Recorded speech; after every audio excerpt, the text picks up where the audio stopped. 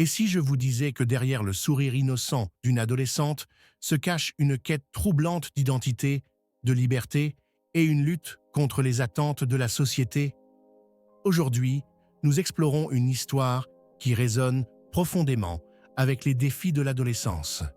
Imaginez une jeune fille de 17 ans, Élodie, vivant à Genève, en Suisse, dans un quartier huppé où tout semble parfait. Pourtant, derrière cette façade, Élodie se sent étouffée. Son père, absent depuis des années, a laissé un vide qu'elle tente de combler par des expériences qui la dépassent. Sa mère et son beau-père, bien intentionnés, ne voient pas la tempête qui gronde en elle. Élodie n'est pas seulement en quête d'elle-même, elle cherche à briser les chaînes d'une vie trop ordinaire, trop prévisible. L'été s'installe et la famille d'Élodie quitte Genève pour une maison isolée dans les Alpes suisses, entourée de montagnes majestueuses et de lacs cristallins. Les journées sont chaudes et Élodie profite de cette liberté en s'allongeant au bord de l'eau, le haut de son maillot de bain légèrement dénoué, comme pour défier les conventions. Ce qu'elle ignore, c'est que son frère cadet, Théo, l'observe à distance, avec une paire de jumelles, partagée entre la curiosité et une admiration secrète. Un après-midi, Théo interrompt sa contemplation pour lui annoncer l'arrivée de Jonas, un jeune touriste français qui semble déjà captivé par Élodie. Mais celle-ci, insouciante et un peu distante, trouve Jonas trop prévisible, presque ennuyeux. Elle préfère rester allongée, les yeux fermés, laissant le soleil réchauffer sa peau, tandis que son esprit vagabonde vers des horizons inconnus, des expériences qu'elle n'ose pas encore nommer. De retour à la maison, la famille d'Élodie organise un déjeuner avec leurs voisins, Clara et Marc, un couple ami qui passe souvent du temps avec eux. Après le repas, tout le monde se repose, sauf Théo, qui, rongé par la curiosité, espionne à nouveau sa sœur et la surprend dans un moment d'intimité avec un oreiller. Plus tard, près du lac, Théo encourage Élodie à parler à Jonas, insistant sur le fait qu'il est sympa et pas comme les autres. Élodie, encore sous l'effet de son excitation passagère, accepte à contre-cœur de passer du temps avec lui, bien qu'elle ne ressente aucune attirance particulière. Pour elle, c'est juste une distraction, une façon de tuer le temps dans cet été qui semble interminable. Le soir venu, Élodie se prépare pour son rendez-vous avec Jonas. Elle enfile une robe légère, se maquille avec soin et demande à Théo de l'aider à distraire leurs parents pour qu'elle puisse sortir sans éveiller les soupçons. En échange, elle promet de tout lui raconter, même si elle sait déjà qu'elle ne dira pas la vérité. Au bord du lac, sous un ciel étoilé, Élodie et Jonas passent du temps ensemble, avant de consommer leur relation.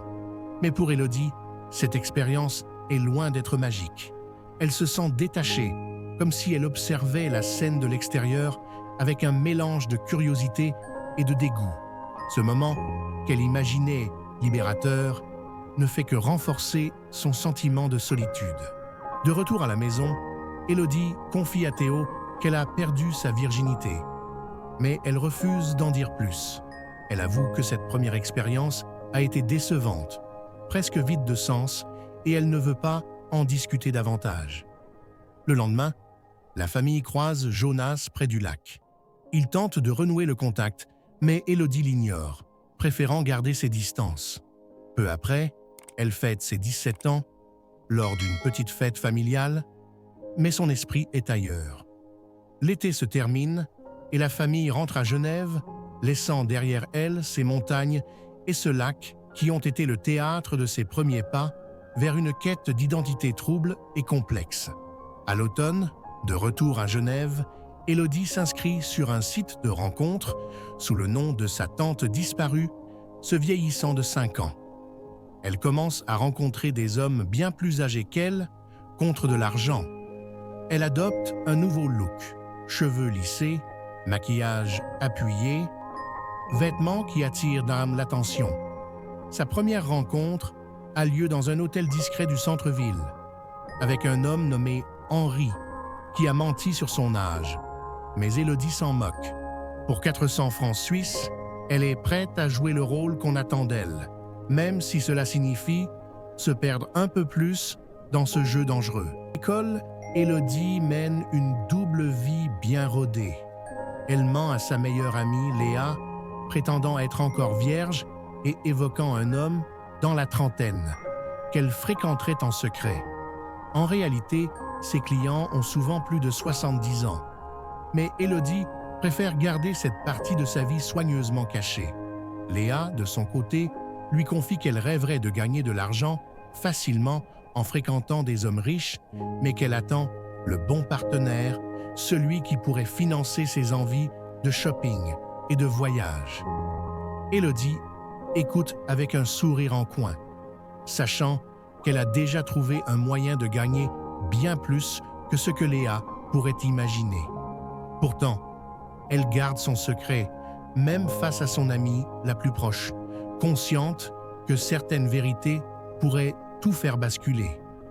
Elle se sent à la fois supérieure et piégée, comme si elle jouait un rôle dans un film dont elle ne contrôle pas le scénario. Un après-midi, après les cours, Élodie ment à sa mère, prétendant devoir rester à l'école pour un projet de groupe. Elle se rend dans les toilettes d'un café voisin où elle opère une métamorphose rapide. Elle enfile une robe ajustée, applique un rouge à lèvres audacieux et coiffe ses cheveux en une cascade de boucles soignées. La lycéenne discrète laisse place à une jeune femme séduisante et mystérieuse. Elle rencontre ensuite un client dans une chambre d'hôtel, mais l'expérience tourne mal. L'homme la sous-paye, prétendant qu'elle ne mérite pas plus, et la menace de révéler son secret à ses parents s'il découvre qu'elle ment sur son âge. Élodie quitte la chambre avec un goût amer, mais cette mésaventure lui apprend une leçon précieuse. Désormais, elle exigera toujours le paiement à l'avance et augmentera ses tarifs pour ne plus jamais se sentir exploitée. Elle commence à comprendre que dans ce monde, il faut jouer dur pour ne pas se faire écraser. À la maison, les parents d'Élodie commencent à remarquer des changements dans son comportement. Elle passe des heures sous la douche, comme pour effacer quelque chose qu'ils ne peuvent pas voir, et se brosse les dents avec une fréquence qui frôle l'obsession. Un soir, il décide de l'emmener au théâtre pour une pièce classique, espérant lui offrir une distraction. Pendant l'entracte, Élodie se promène dans le foyer et surprend sa mère dans les bras de Julien, un ami proche de la famille. Choquée, elle détourne les yeux et croise alors le regard de Henri, son client régulier, accompagné de sa fille. Les deux échangent un regard gêné, chacun comprenant que l'autre a quelque chose à cacher. Plus tard, Henri envoie un message à Élodie, lui demandant de le revoir. Malgré les tensions, elle accepte, car il est le seul à lui offrir une forme de tendresse et de plaisir dans cette vie qu'elle mène en secret. Elle se sent paradoxalement en sécurité avec lui, même si elle sait que cette relation est fragile et dangereuse. Quelques jours plus tard, lors d'une nouvelle rencontre, Henri meurt subitement, victime d'une crise cardiaque. Paniquée, Élodie prend l'argent et s'enfuit, laissant derrière elle une scène de chaos. L'hiver venu, la police enquête et découvre ses activités.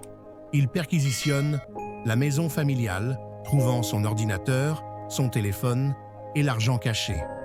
Sa mère, Élise, est sous le choc et la gifle, avant de la serrer dans ses bras, réalisant que sa fille a arrêté. Élodie, en larmes, se sent à la fois soulagée et terrifiée, sachant que sa vie ne sera plus jamais la même. Élodie est interrogée par la police et admet, avec une franchise troublante, qu'elle pourrait recommencer, car cette vie lui procure une forme de pouvoir et de liberté. Sous la pression de ses parents et des autorités, elle accepte de suivre une psychothérapie. Cependant, elle trouve ironique que son psychologue gagne à peine 100 francs de l'heure alors qu'elle en gagnait 10 fois plus en quelques minutes. Elle manipule habilement la thérapeute lui faisant croire qu'elle a besoin de récupérer son argent confisqué pour tourner la page. Élodie joue un double jeu, sachant qu'elle ne veut pas vraiment abandonner cette vie, mais elle se plie aux apparences pour apaiser son entourage. Plus tard, Élodie trouve un emploi comme babysitter pour Clara et Marc, les voisins de ses parents. Un soir, après avoir couché les enfants, elle s'ennuie et trouve un jouet en caoutchouc dans un tiroir. Amusée, elle s'en sert pour passer le temps, se moquant intérieurement de la banalité de cette vie domestique. À leur retour, Clara, méfiante, insiste pour la raccompagner elle-même. Élodie, avec un sourire énigmatique, laisse entendre que ce n'est pas elle qu'il devrait craindre, mais plutôt sa mère dont elle a surpris les infidélités. Clara reste perplexe, mais Élodie savoure ce moment de pouvoir, sachant qu'elle détient des secrets qui pourraient tout faire basculer.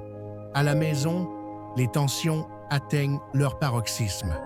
Élodie provoque Antoine, son beau-père, en lui disant que ses clients lui ressemblaient, mais en version vieillie et plus expérimentée. Élise, jalouse et blessée, déclenche une dispute violente, accusant Élodie de détruire la famille. Mais après des cris et des larmes, mère et fille finissent par se réconcilier, épuisées par leurs émotions. Élodie réalise que malgré tout, elle a besoin de l'amour de sa mère, même si elle ne peut pas lui dire toute la vérité. Au printemps, Élodie tente de reprendre une vie normale. Elle aide Léa à se réconcilier avec son petit ami et entame une relation avec Nathan, un camarade de classe. Mais elle réalise rapidement qu'elle ne ressent rien pour lui et met fin à leur histoire, préférant la solitude à une relation sans passion. Peu après, elle décide de retourner à son ancienne vie et réactive son téléphone, submergé de messages. Parmi eux, un message de Marie, la veuve de Henri, qui l'invite à l'hôtel où il est mort. Elles se rencontrent et Marie, après avoir posé des questions sur la relation de son mari avec Élodie, lui propose 400 francs pour simplement s'allonger à ses côtés. Marie trouve ainsi une forme de paix et Élodie, à son réveil, réalise qu'elle peut enfin tourner la page, même si elle sait que cette expérience l'a marquée à jamais. Le film se termine sur une note à la fois mélancolique et pleine d'espoir, laissant Élodie face à son avenir avec ses choix et leurs conséquences. Elle a appris que la liberté a un prix, mais elle reste déterminée à vivre sa vie à sa manière. Merci d'avoir suivi cette analyse jusqu'au bout. Si cette vidéo vous a plu, n'oubliez pas de vous abonner à la chaîne et d'activer les notifications pour ne rien manquer. Laissez un like et partagez vos impressions en commentaire. Dites-moi ce que vous pensez du parcours d'Élodie. Était-elle une victime ou une héroïne de sa propre histoire? À bientôt pour de nouvelles analyses et prenez soin de vous.